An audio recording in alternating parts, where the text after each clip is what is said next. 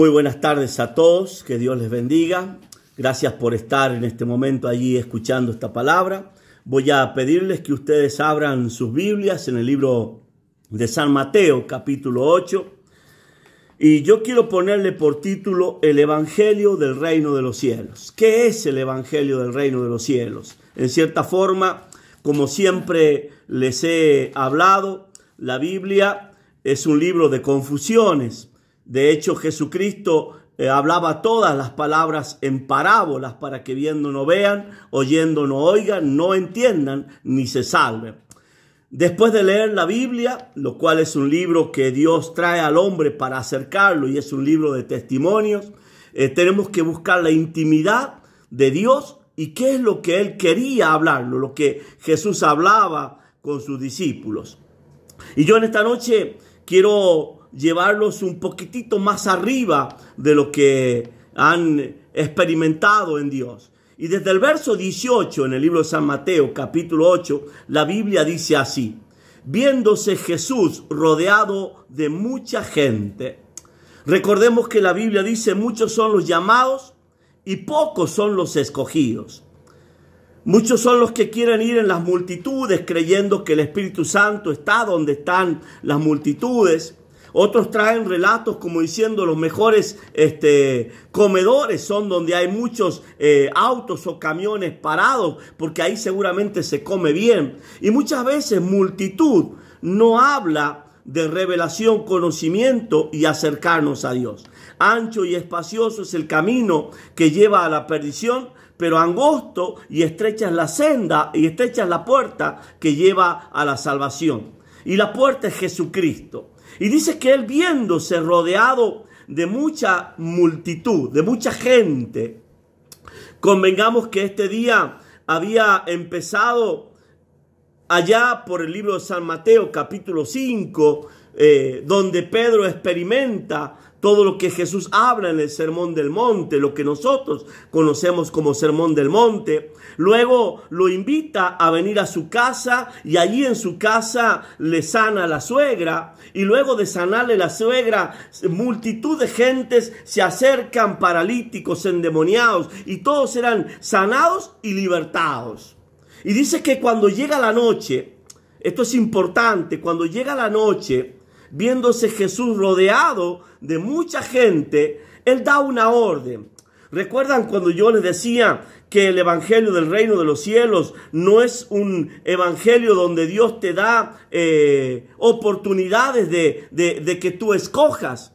Mucha gente cree que Dios da mensajes y Dios siempre a los escogidos le da órdenes. A Abraham le dio una orden, a Moisés le dio una orden, a David le dio una orden, a Gedeón le dio una orden y aún al mismo Simón Pedro, donde estaba ahora, también le dio una orden cuando le mandó a pescar. Dios es un Dios que da órdenes. Y dice la Biblia que Él esa noche mandó pasar al otro lado.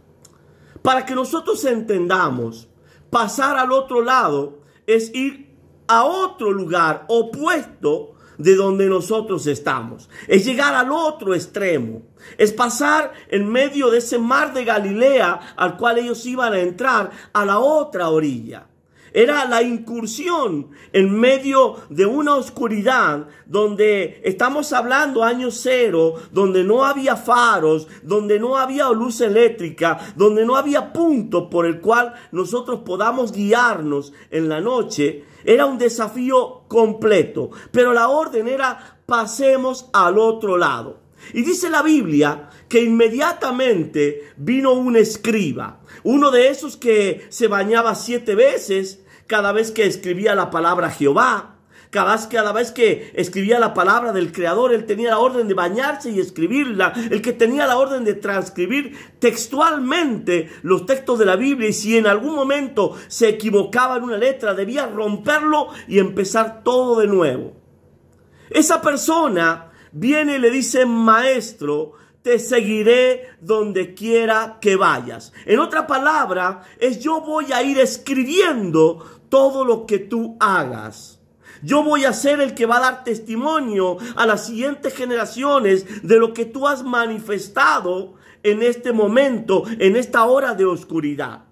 Detengámonos un poquito y recordemos que la Biblia dice: el que anda de día no tropieza, el que anda de noche sí tropieza. Ahora, detenidos allí, quiero que por un momento pensemos en esta palabra. ¿Es acaso que Jesús está convidando a la gente a tropezar? Porque el que anda de noche tropieza, y ahora iban a cruzar al otro lado precisamente en la noche. Hay tropiezos que vienen de parte de Dios, o aparentes tropiezos que llevan a que tú conozcas a Dios y Dios te haga conocerte a ti mismo. Uno puede transcurrir años en una universidad, pero si nunca rinde, nunca sabe qué potencial tiene adentro de conocimiento. Cercano está Dios a los que en Él confían. Y allí en medio de esa noche, Dios iba a probar a aquellos que iban a tomar la decisión de seguirle. Y dice la palabra de Dios que este hombre le dice: Señor, te seguiré donde quiera que tú vayas.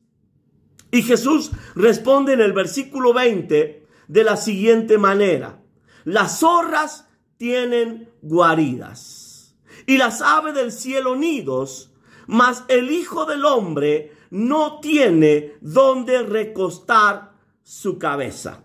Muchos han predicado esta palabra basado en forma literal, lo cual yo siempre vuelvo a repetirle, les pido, después de leer la Biblia, doblen sus rodillas, si es necesario, ayunen y pídanle a Dios le revele lo que a los simples les es oculto, a ustedes les sea manifiesto.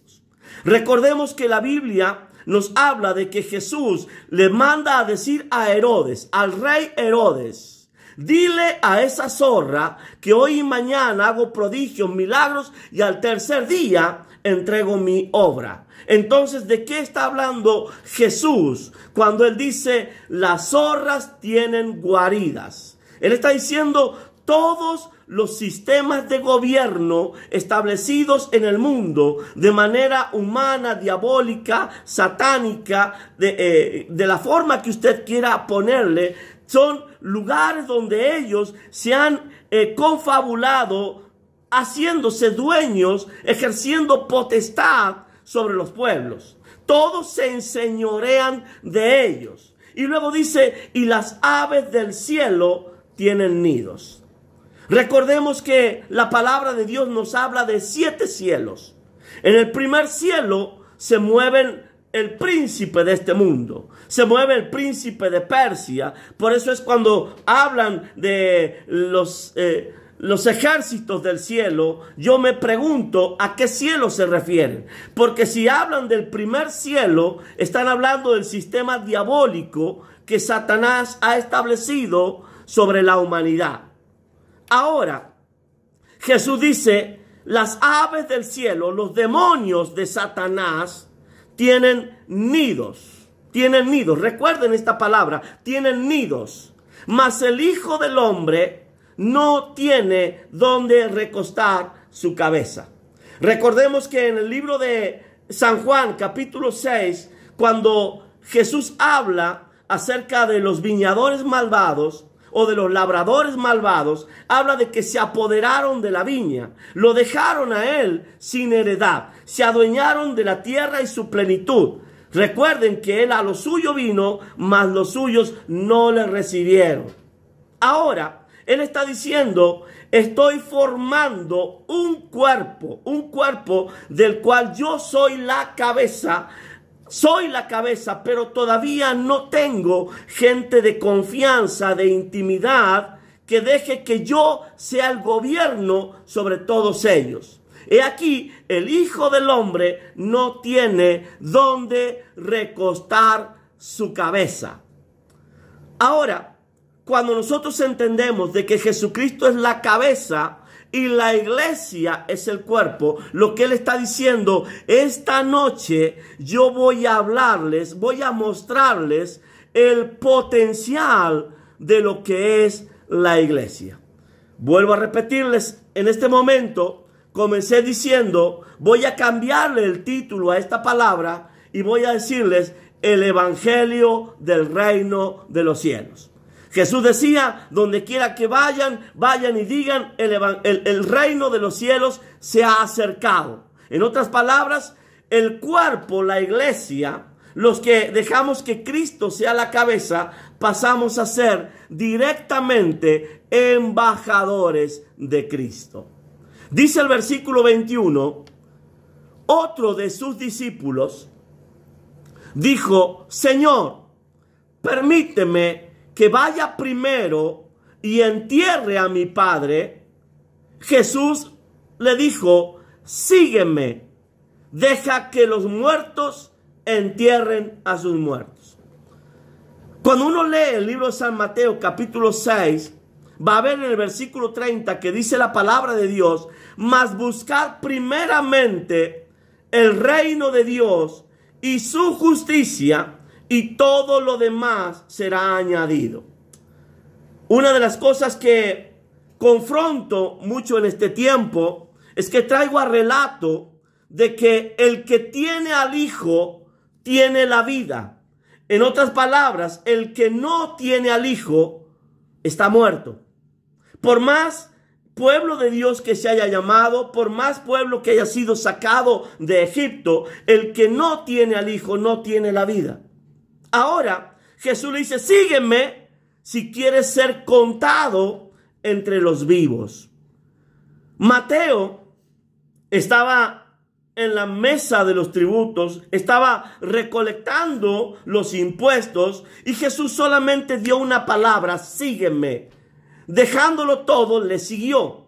Simón Pedro, el día de la gran pesca milagrosa, dejándolo todo, le siguió. Y es que Dios, primeramente, antes de darte algo, te pedirá lo poco. ¿Qué quiero decir? Sé fiel en lo poco y Él en lo mucho te pondrá. Deja que los muertos sigan con su sistema de muertos y tú ven y sígueme, absorbe la vida, llénate de vida y serán ríos de agua viva que saltarán de ti a otros y salpicarán para vida eterna. Ahora, dice la Biblia en el verso 23, y entrando él en la barca, sus discípulos le siguieron. Yo les dije, cuando comencé esta palabra, es que Jesús acaso los estaba llamando a tropiezo. Vuelvo a reiterar la palabra. El que anda de día no tropieza. El que anda de noche sí tropieza. Ahora, Jesús hace que en medio de esa noche, de esa oscuridad, donde ya no se veían estrellas, no había puntos cardinales, porque las nubes lo habían cubierto todo, dice la Biblia, he aquí se levantó en el mar una tempestad tan grande que las olas cubrían la barca. Y luego tiene un punto y una coma y la palabra de Dios dice, pero él dormía. Quiero recordarles lo que dice el libro de los Salmos, capítulo 4, en el verso 8, cuando la Biblia dice, en paz me acostaré y asimismo dormiré, porque solo tú, oh Jehová, me haces vivir confiado. Y ahí estaba el Rey de Gloria, el León de la tribu de Judá. Ahí estaba el Rey de Reyes, el Señor de Señores, durmiendo, mientras todos ellos todos esos a los cuales él había invitado a subir en la barca, estaban mojados, con frío y llenos de miedo. Dice que él dormía en la popa, otro pasaje de la historia, el lugar donde más azotan las olas, y ninguna ola a él lo despertó. Cuando Jesús los invita a cruzar al otro lado, Jesús está diciéndoles, si ustedes confían en mí, si ustedes tienen fe en mí, si ustedes saben que yo soy el Hijo de Dios, saben que no importa cuánta tempestad se levante, yo les prometo, llegaremos al otro lado. Ahora, dice la Biblia en el versículo 25, vinieron sus discípulos y le despertaron, y quiero recalcar, despertaron, diciendo: Señor, sálvanos, que perecemos. La Biblia dice que el ojo de Jehová no pestañea, no se dormirá el que te guarda. Ahora, estos discípulos ven a un hombre dormido. La verdad es que confiar en Dios no es ver lo que Dios está haciendo, sino saber lo que Dios va a hacer. Muchas veces, en medio de las campañas, y recuerdo una oportunidad estando en Venezuela, que yo predicaba la palabra del evangelio del reino de Dios, y en medio de esa multitud donde gente quería recibir a Jesucristo, una mujer se acerca a la plataforma. Yo estaba a 1 metro y tanto más alto que ella. Tuve que ponerme casi de rodillas porque ella me acercaba a una bebé, una niña muy pequeña. No sé cuánto tiempo tendría, 2 años, 3 años. Y lo único que yo pude notar es que la mujer me levantaba para entregarme esa niña. Y vi que en su bracito izquierdo, tenía apenas no era el brazo, era como un muñoncito, algo muy pequeño. Cuando yo tomo a esa niña y cierro los ojos para levantarla, ella me golpea la cara con la mano izquierda. Dios le había creado el brazo izquierdo completo. Fue en cuestión de segundos, instantes. No hubo manera de decir a Dios, ya lo había hecho. Lo que sucedió en medio de ese auditorio fue tremendo. Ahora, ¿cómo es que Dios en medio de eso puede crear el brazo de esta niña? Y es que simplemente en medio de lo que Dios te manda a hacer, es porque Dios dijo: yo lo haré, ya está hecho, ya está hecho. Ahora, los discípulos vienen a despertarlo. Y dice la palabra que Jesús les dice: ¿por qué teméis, hombres de poca fe? Muchas veces yo pregunto a la gente: ¿cuánta fe tiene que haber para que aparezca una muela de oro en tu boca? He visto tantas creadas y formadas en campaña. Y la Biblia habla de que si tuviéramos fe como un grano de mostaza, pero no está hablando del tamaño, sino de la mostaza, que siendo un pequeño arbusto llega a convertirse en árbol. ¿Cómo puede cambiarse la esencia de algo simplemente porque se confía en Dios? Y dice la Biblia: entonces, levantándose, reprendió a los vientos y al mar, y se hizo una grande bonanza. Y los hombres se maravillaron, diciendo: ¿qué hombre es este que aún los vientos y el mar le obedecen? Y es que habrá algo difícil para Dios. Habrá algo que Dios no pueda hacer. Habrá algo que Dios no pueda cambiar en medio de nuestras vidas. Recuerden que la enseñanza era ir al otro lado. ¿Qué había en el otro lado?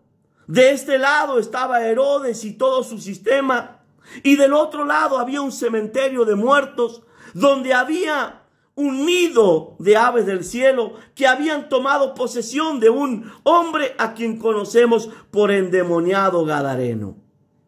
Ese hombre se hacía tajos, gritaba, asustaba, y nadie podía habitar en medio de esa tierra. Usted conoce la historia. Yo no quiero entrar en esa prédica. Simplemente quiero llevarlos a que Dios quiere romper toda estructura, todo formalismo, toda manera que nosotros conocemos de religión, y quiere llevarnos a un estado de confianza, de intimidad que solamente el Padre le da a los hijos. Ustedes son mis hijos y, perdónenme la expresión, saben que soy bastante jodido. Y saben que siempre he sido exigente en todo. No me bastaba un 9, quiero un 10. No festejé muchas veces sus triunfos porque sé que hay triunfos más grandes todavía por alcanzar. Y esos son los triunfos que como padre yo quiero ver en ustedes. Y son los triunfos que Dios quiere ver en cada uno de sus hijos. ¿Quiere verlo? Libro de San Marcos, capítulo 6. Había pasado el día, había estado en medio de una gran multitud. Herodes buscaba a Jesús para que hiciera milagros y se mostrara delante de él. Termina la jornada. Jesús le dice a sus discípulos: vayan ustedes primero, yo después les alcanzo. Nadie le preguntó en qué irían, porque si habían venido en una barca, tenían que volver en la misma barca. Pero ahora Jesús dice: vayan ustedes adelante, yo después les sigo. El versículo 48 del libro de San Marcos, capítulo 6, dice esto: y viéndoles remar con gran fatiga, porque el viento les era contrario, cerca de la cuarta vigilia de la noche, vino a ellos andando sobre el mar. Y luego dice algo que para los simples pasa por alto, pero a los que amamos la intimidad y buscamos la grandeza de Dios, nos golpea en el corazón. Y dice: y quería adelantárseles. Cuando yo veo esta historia, veo a los discípulos remando, veo la adversidad, la tormenta, los vientos que son contrarios, en una barca que no avanza, y a Jesús caminando sobre las aguas. Jesús esa noche quería llevarnos a otra dimensión. Recuerden que la noche anterior o el día que íbamos camino hacia Gádara, donde aquellos cerdos se tiraron al mar y se ahogaron, y luego este hombre se sienta en la misma barca que Jesús, vestido en su sano juicio cabal. El pueblo lo corre, porque lo corre a Jesucristo de ese lugar. Jesús ahora viene a los discípulos andando sobre el mar, pero como les había dicho antes, recordándole la palabra: pasemos al otro lado. Ahora es: yo los alcanzo después. ¿Pero a dónde los voy a alcanzar? En la otra orilla. Yo voy a llegar a la otra orilla y quiero verlos llegar a ustedes. Quiero ver cómo ustedes se enfrentan sus problemas. Quiero ver cómo se paran ustedes delante del viento, de la tempestad. ¿Y qué es lo que hacen? Yo siempre digo, los hijos llevan los genes del padre y hasta el mismo grupo sanguíneo del padre. ¿Qué sangre tiene el que es hijo de Dios? ¿Qué genes tienes? ¿Qué genética tienes? Y la misma Biblia te lo revela. La Biblia dice que a los que estamos en Cristo somos mucho más que vencedores. No somos simplemente vencedores, sino mucho más que vencedores, porque la sangre de Cristo nos ha limpiado, nos ha lavado, nos ha purificado y nos ha dado su genética. Ahora, Él pasa tan cerca de la barca que los discípulos alcanzan a distinguirlo. Este mismo relato se da en el libro de San Mateo, capítulo 14, verso 25.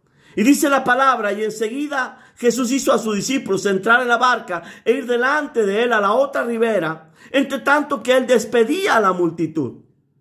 Despedida la multitud, subió al monte a orar aparte, y cuando llegó la noche, otra vez la noche, estaba allí solo, y ya la barca estaba en medio del mar, azotada por las olas, porque el viento les era contrario. Y luego dice: no a la primera, no a la segunda, no a la tercera, sino a la cuarta vigilia de la noche. ¿Por qué Jesús espera hasta la cuarta vigilia de la noche? La cuarta vigilia es el preludio al nacimiento de un nuevo día, pero también es la parte más oscura de la noche. Y allí en lo más oscuro de la noche, ya cuando el sol está por empezar a alargar sus primeros rayos, es el momento en que Jacob peleaba con el ángel y le dice, no te soltaré hasta que tú me bendigas. Jesús, en otras palabras, les dio toda la noche para llegar. Pero ellos en la noche no llegaron, porque, vuelvo a repetirles, el que anda de noche tropieza. Y estos habían tropezado con esos vientos contrarios y no lograban avanzar. Ahora ese tropiezo, que para muchos puede ser caída, para los escogidos es capacitación y llevar a otro nivel. Cuando Jesús los ve allí en medio de esa cuarta vigilia de la noche, vino a ellos andando sobre el mar, y los discípulos, viéndoles andar sobre el mar, se turbaron diciendo, un fantasma, y dieron voces de miedo. Cuán fácil es confundir a Dios con un demonio. ¿Recuerdan cuando Dios sacó al pueblo de Israel de Egipto? La nube que los cubría del sol, la luz que los alumbraba de noche, a los hijos de Dios les era luz, pero a los egipcios les era tiniebla. ¿Cómo limpio mis ojos? ¿Cómo los lleno de colirio para que yo no confunda la luz con la oscuridad? Alguien me enseñó una vez que mucha luz termina siendo tinieblas. Y yo dije, ¿cómo puede ser que mucha luz termine siendo tinieblas? Sí, simplemente ponte una lámpara de frente y verás que te deja ciego. Ahora, ¿en qué posición colocamos nosotros la lámpara? ¿Para dejarnos ciegos o para alumbrarnos el camino a seguir? Eso dependerá de la posición en que Cristo esté en nuestras vidas. Si Cristo se pone delante nuestro, nos va a encandilar. Ahora, si nosotros caminamos juntamente con Él, el que permanece en mí y yo en Él, este lleva mucho fruto. Eso significa estar en Él, con Él y Él con nosotros. Ahora, esa luz, dice la Biblia que a estos discípulos les hizo tener miedo. Entonces, Pedro, enseguida, Jesús les habló diciendo, tened ánimo, soy yo, no temáis. Recuerdo una oportunidad en que yo estaba en el templo a la Virgen de San Nicolás. Había sido invitado para llevar a alguien a conocer ese lugar y de verdad yo tampoco lo conocía. Vi allí San la Muerte y tantas otras imágenes que me llenaron de tristeza el corazón. Y recuerdo que yo salí y empecé a caminar y dije, Dios, tienes que borrar esto, sacar esto. Y escuché una voz que me decía, Rubén, yo lo levanté. Y yo dije, te reprendo, Satanás, ¿cómo puedes tú levantar este lugar? Y nuevamente la voz me vuelve a decir, Rubén, yo lo levanté.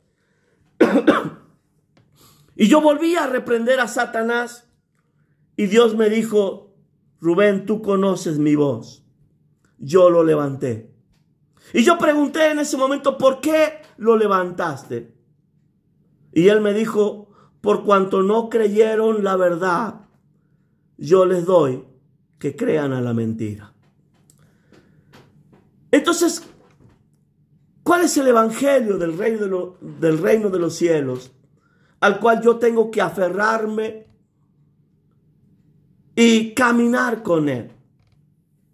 Dice la Biblia en el verso 28, entonces Pedro le respondió y dijo, Señor, yo me imagino el grito de él, si eres tú, tengo dudas en mi corazón. Mis ojos todavía no tienen el colirio suficiente para saber que son más los que están con nosotros que los que están con ellos. Señor, si eres tú, dame una orden. Porque yo sé que tú eres un Dios de orden, no un Dios de opciones. Con Dios yo no tengo opción. Él es la única opción. Aunque Él nos haya dado libre albedrío, no hay opción. Él es la opción. Y Él dice, manda que yo vaya a ti sobre las aguas. Jesús simplemente quería adelantárseles. Él quería llegar caminando y que todos estos, los que estaban con la barca, remando, luchando, abandonaran la barca y salieran caminando detrás de él para llegar a la otra orilla. Pero se aferraron a la barca. Siempre, o desde hace muchos años, vengo diciendo que viene un tiempo en que el Espíritu Santo va a sacar gente de congregaciones, de iglesias, para salvarlos. Y es que el Espíritu Santo hoy nos está llamando a un tiempo de intimidad con Él. Aunque la iglesia es un cuerpo donde debemos congregarnos, donde debemos presentarnos, tener coinonía, relación con otros hermanos. También Dios ese día le dijo a Simón, a Pedro, bájate de la barca. Vamos a otra dimensión para que estos que están en la barca salgan del simplismo, salgan de lo común que están viviendo, dejen de hablar el mismo chusmerío que salieron hablando de por qué nos habrá dicho acerca del pan, y caminen sobre las aguas. Pedro salió, empezó a caminar sobre las aguas, pero al ver el fuerte viento, tuvo miedo.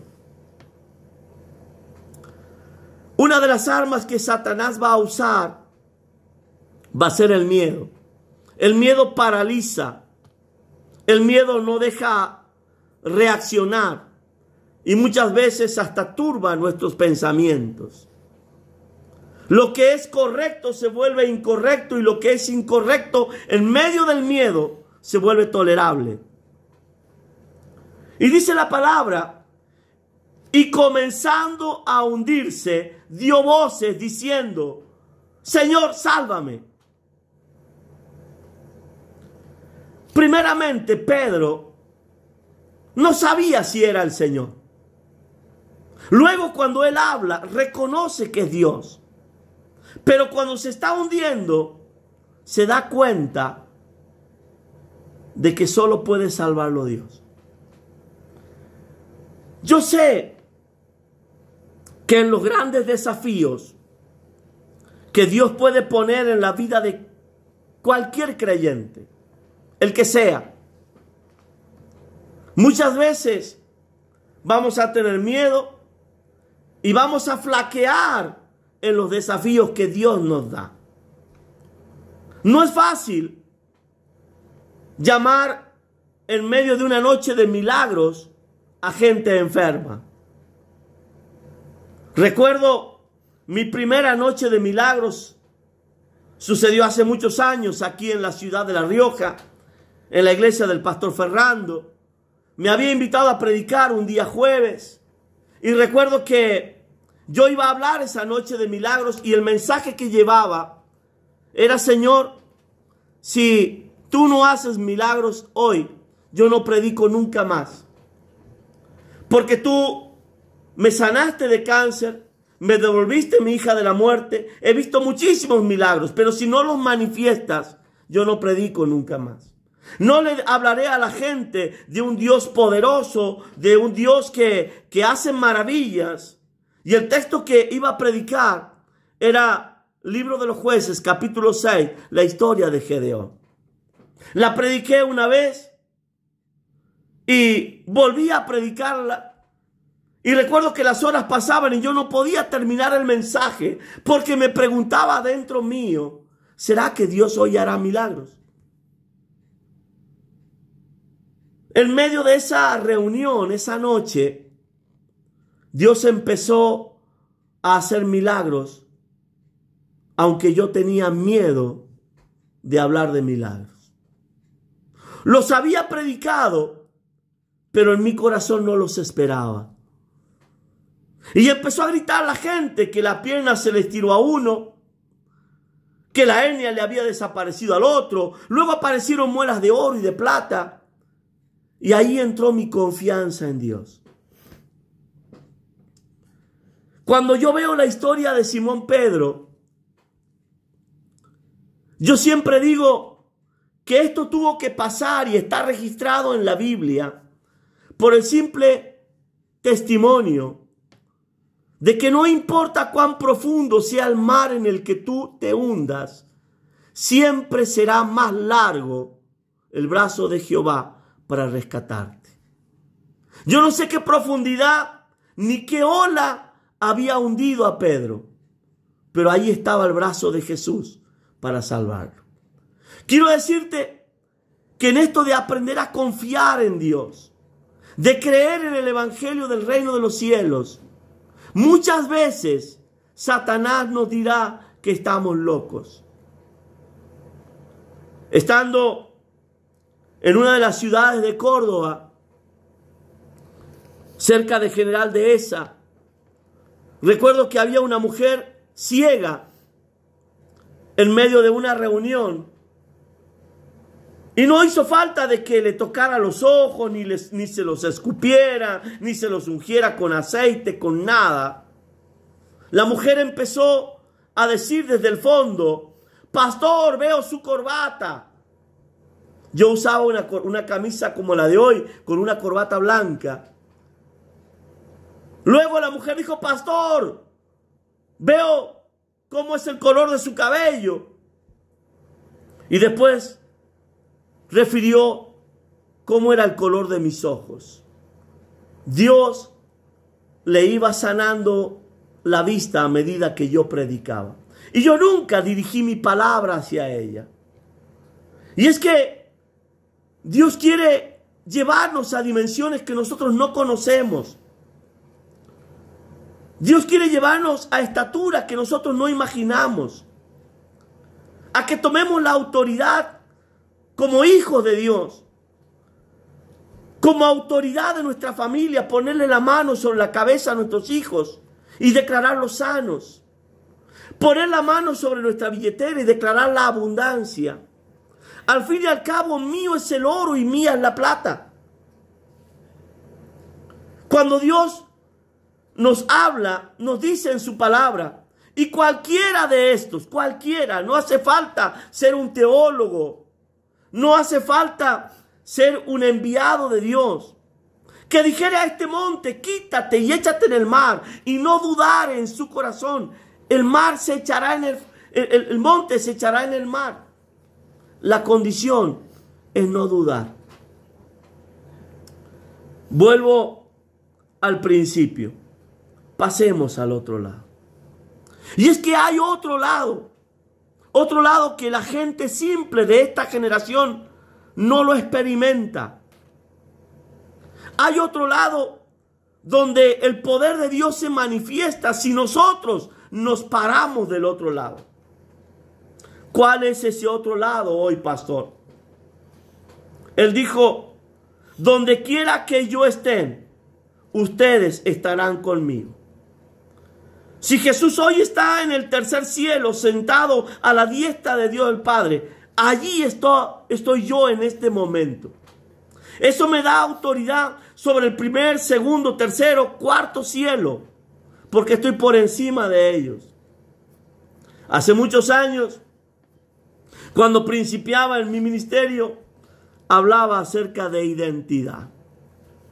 Y eso es lo que Jesús esta noche nos está enseñando. Somos hijos de Dios.